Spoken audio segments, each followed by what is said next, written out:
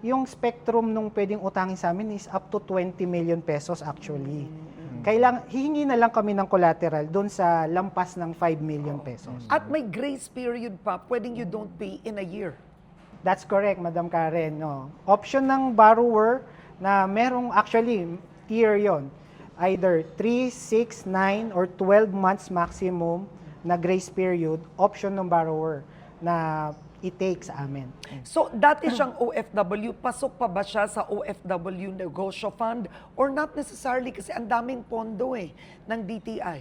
Well, pasok pa rin naman doon sa OFW Negosyo Fund, pero Madam Karen, kasi yung produkto namin, across all of the products, pareho yung concessional feature namin. Lahat, may nilagyan na ng grace period, yung interest rate is 1% per month on diminishing balance. So, napakababa talaga. So, lahat yan kayang ma-access.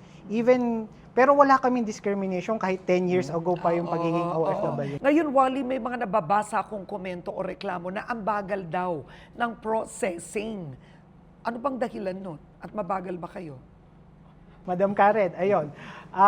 Sa processing naman, aaminin namin, merong mga loan applications na tumatagal ang pagproseso.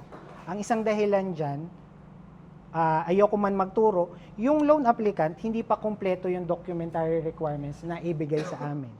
Or malabo. Kasi loan application lang sa SB Corp ay online lamang. Pipicturan yung mga requirements, i-upload sa aming mobile app. Minsan, or madalas actually, malabo yung pagkakakuha ng litrato, ng mayor's permit, ng government ID, kung ano man, malabo. Pero yun lang ba ang dahilan? Ano pa ang dahilan kung bakit kayo posibleng mag-reject ng isang loan application? Like any financing institution, dadaan sa credit checking.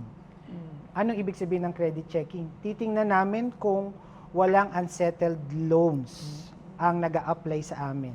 Kasi para mapatunayan na merong good repayment behavior, hindi naman po kami tatakbuhan.